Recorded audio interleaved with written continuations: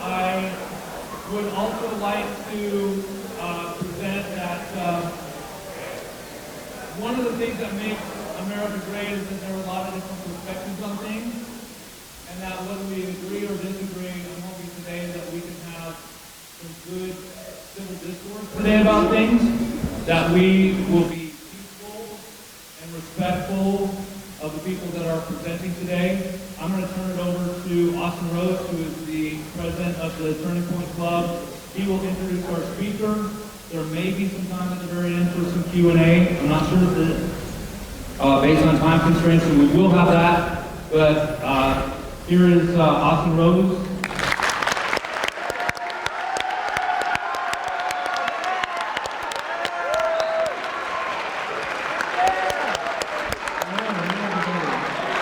Welcome to the biggest Turning Point Eagle event we've done so far. There's a lot of people with great turnout.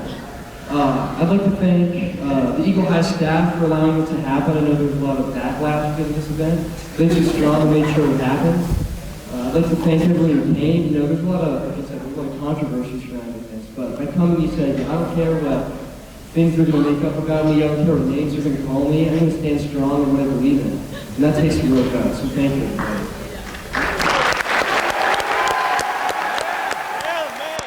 You said that about me?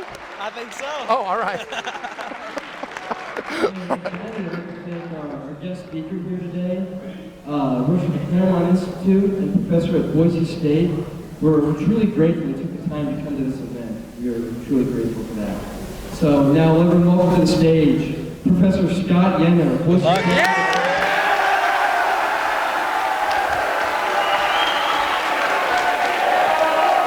Thank you, Austin.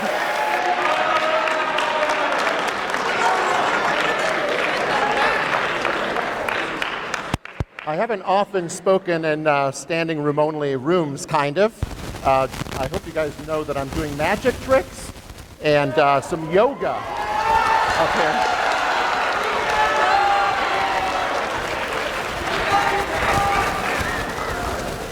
Well, our topic today is the challenge that feminism poses to a strong, healthy country.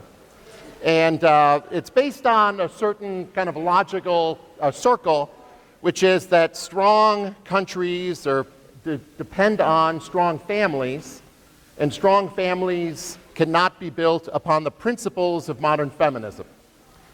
Now, I want to talk first about what the principles of modern feminism are, to avoid all confusion. The principles of modern feminism I take from their own writings to be three. One, that the differences between men and women are traceable to socialization. That is, that deep down inside, there are no differences between men and women, and therefore we need to rearrange society's institutions in order to bring out the truth that there are no differences between men and women. That's principle number one. We'll call it the end of socialization, or patriarchal socialization, as they call it. The second, and I think just as difficult to reconcile with a strong country and strong families, is that it is good to be independent from one another. That is, for men to be independent of women, and for women to be independent of men. And therefore, that society... I'm glad you guys agree that this is a big problem. Because if independence between men and women is the goal of society, then feminism is inherently hostile to marriage. Because marriage is about the dependence of a man and a woman on one another. So you cannot reconcile the goal of independence with the goal, with the institution that is built on mutual dependence. So feminism poses problems for the family because of its emphasis on the second thing, on independence. And the third principle of modern feminism is what they would call the end of all sexual taboos. That is, the goal is to free sex from the institution of marriage entirely. This doesn't mean simply the ending of like prohibitions or cultural prohibitions on premarital sex, but it also means an embrace of the homosexual agenda.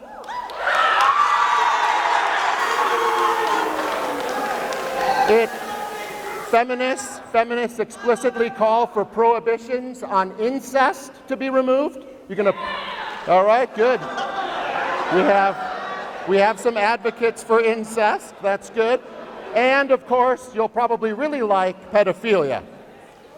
But these are principles or policies or cultural prohibitions that feminists say that we should get rid of. So these are the three pillars of feminism: the end of patriarchal socialization, the achievement of independence for both men and women from one another, and the end of all sexual taboos. Now, I think all of them pretty obviously point to the difficulty of maintaining families in the face of feminism.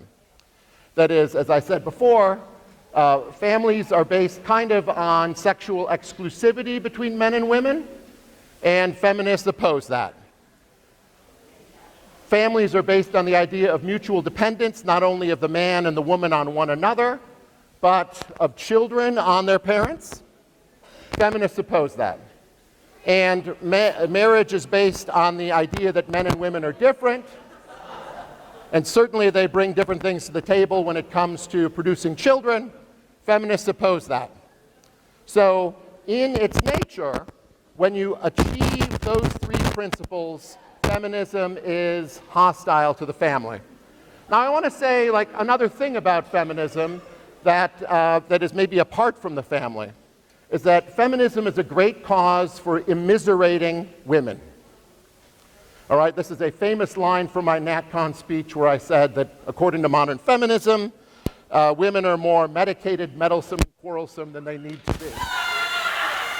And there's very good scientific, and I think we should march for the patriarchy.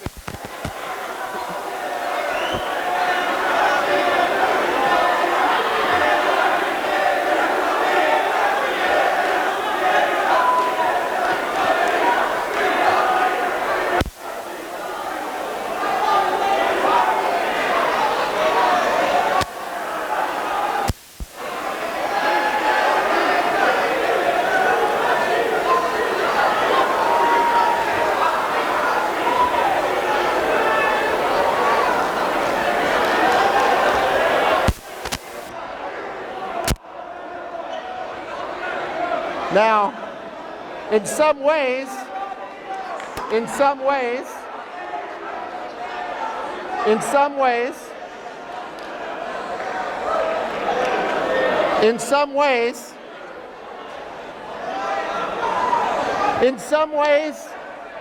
I think that what we have just witnessed is evidence for my position.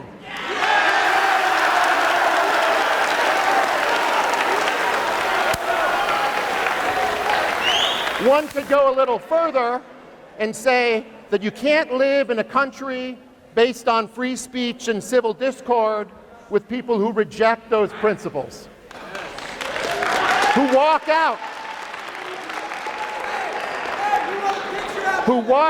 on those principles. And as I say, I think we just witnessed a classic example of it. There was a great study done by some economists in the early 2011s, when you guys were still in diapers, am I right on that? And it was called The Paradox of Female Happiness. And the paradox that they discovered was this, that as countries advanced, that is, as the principles of feminism and modernity advanced within a country's culture, women became less happy. This was discovered in several ways. They compared public opinion polls before feminism with those after feminism. And they compared public opinion polls between, I would say, like third world countries, as we used to say, or the developing world now, and modern countries. And in all instances, they found that women were generally happier when they weren't pushed to independence from marriage and family life. Now, of course, there's flip sides to all of this stuff, but the lesson that I take from this is kind of a biblical lesson, that it's not good for men or women to be alone. And that much in our culture emphasizes that people should have careers should be first, and there's very little preparation or elevation of marriage to be something important, maybe even of first importance in someone's life. Think of how much advice you've gotten over the course of your career as students. A lot of it is about preparing you to get into the career track, and this is true for both men and women. There's and parents are complicit in this, I think, that the number one thing that parents emphasize is that you have a good job and that you're able to kind of stand on your own feet as an adult. Very few things in our culture actually prepare people for marriage, younger marriage, and having children.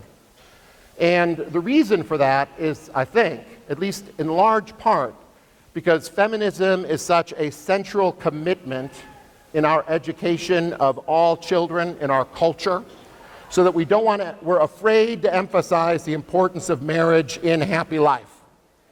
And so it's not only in what we do that feminism shows its importance, but also in what we leave undone. That is, the things we refuse to acknowledge or support in our culture are really traceable to feminism. So one could go on all day and talk about various studies. Let me just give you one more.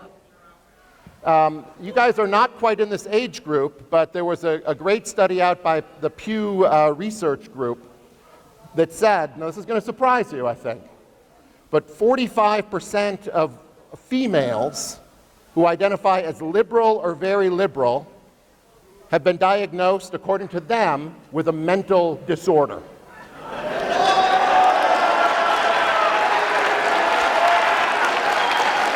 Now, this of course is not something to celebrate. It is not something to celebrate. It's not something to clap about. It's a great tragedy for our political community that we have unhappy, anxious, depressed people who are going to die alone and who want to die alone. So, I think just a piece of advice that I want to offer to all of you, perhaps young conservatives, is not that you abandon ideas about getting jobs or succeeding well in school or getting into good schools. I'm not saying you should abandon those things. But you need to, I think, live a well-balanced life. You need to take those ambitions and balance them with, forming a deep community with someone that will be enduring, that will last, and finding people for that is getting easier and easier by the day. Like, I think a lot of people who've walked out might be people you don't want to date.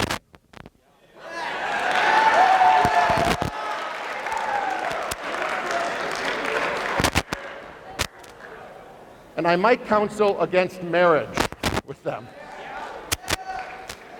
But a great country, I think, really is going to depend on people who elevate, not as the only concern, but as a chief concern for their happiness, that they elevate establishing deep, communal, fruitful relations with people of the opposite sex. And I encourage you, as you kind of go through the rest of your high school career and proceed to whatever's next for you, to keep that much more in the front of your mind than you're probably encouraged to keep it by the culture that we live in, right? Keep it closer to the front of your mind. Males, I would suggest that the thing you should emphasize in your preparation for life is accomplishment. Accomplish things. Serve something greater than yourself, right? In other words, make yourself attractive. But don't do it for the purpose of making yourself attractive. Do it for the purpose of self-respect.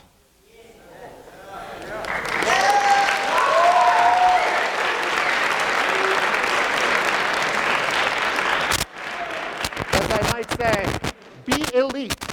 Be elite. And for the ladies among us, I would say that you should not give up on any ambitions that you have to work, to have fulfilling work over the course of your life. But if that is all you pursue, you'll be older than you think before the issue of marriage comes up. And at some point, getting married and having children becomes harder to do. Like, if there was one fact that I would like people to know, is that their most fruitful times of life are much earlier than they think. That is, having children is actually much easier, and you have more energy and you're better at it when you're 24 than when you're 34. And right now, the average age for marriage in America is creeping over 30 years old for men, and it's about 29 for women. Like, it ends up being a problem for establishing relations. So that's my advice. I thank you guys all for coming out.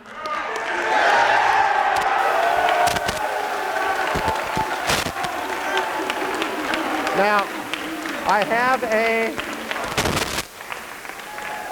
copy of my first book for the best question that I get. Do we have time for Q&A? We love Scott! We love Scott! We love Scott! We love Scott! We love Scott! Well, thank you. Thank you.